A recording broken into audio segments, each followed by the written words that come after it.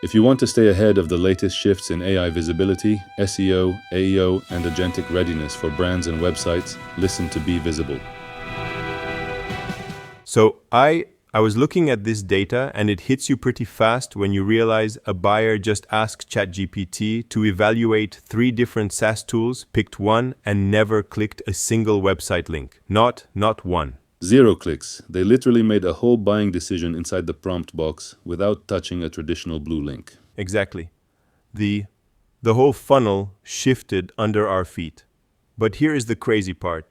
Most site owners have no idea that their own security plugins or default settings are straight up blocking the bots from seeing them in the first place. Wait, you mean like in the robots.txt file? They are just like accidentally slamming the door on GPT-bot or Claude-bot? Yes, GPT-bot, Claude-bot, Google Extended. If your robot's text file has a disallow rule hitting those user agents, you are invisible. It does not even matter how good your content is or how well you rank on traditional Google. The engine cannot read what it is legally forbidden to crawl. That is wild. So step 0 is literally checking your site.com/robots.txt right now to see if you are accidentally ghosting Claude-bot. Right now, yeah. And then once you unblock them, you hit the next wall, which is HTML bloat. I mean, think about how heavy modern page builders are. Elementor, Divi, all those nested divs and scripts.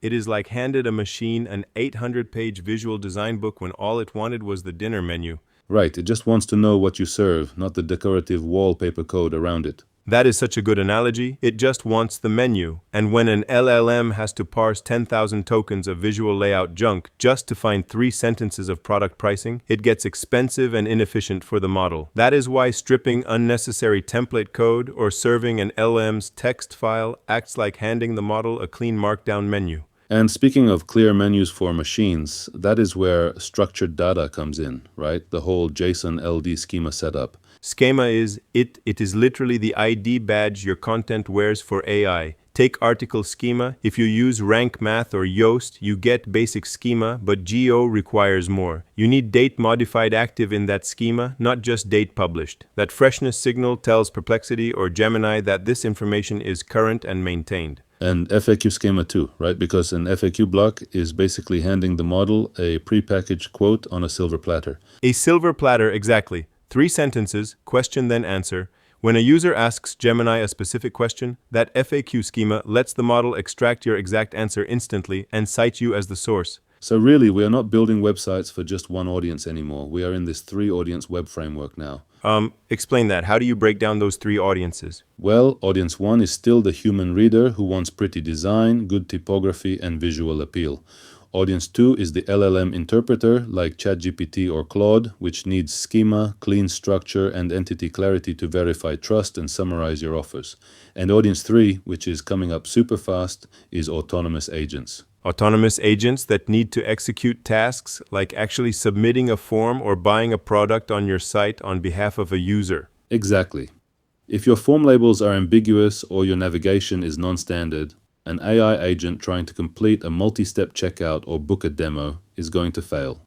Standard predictable layout is becoming the new mobile responsiveness. That makes total sense. So if someone wants a tactical playbook to fix this right now, what is the sequence? You start by verifying robots text so crawlers like GPT-bot can enter. Then you build entity clarity across your site, especially on your About page with person schema and clear author credentials so models know who wrote the content. And then how do you actually measure if any of this is working? Because traditional Google Search Console does not show you AI citations. Right.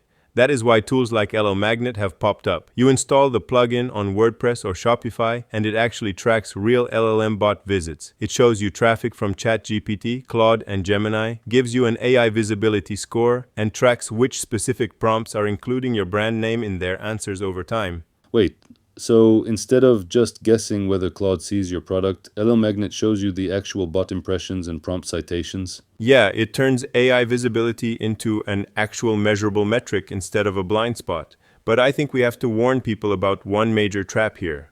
The LLM's text file is a magic silver bullet trap? Yes, everyone thinks, oh, I will just generate an LLM's text file and drop it on my server and boom, I am optimized. But if your actual website content has contradictory messaging, or if your off-page brand mentions on LinkedIn and Reddit say something totally different about what your product does, an LLM's text file will not save you.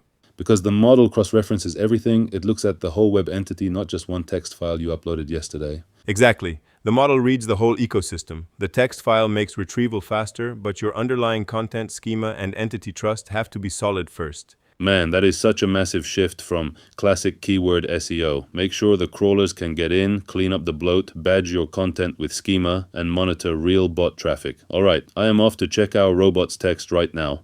If you want to stay ahead of the latest shifts in AI visibility, SEO, AEO, and agentic readiness for brands and websites, listen to Be Visible.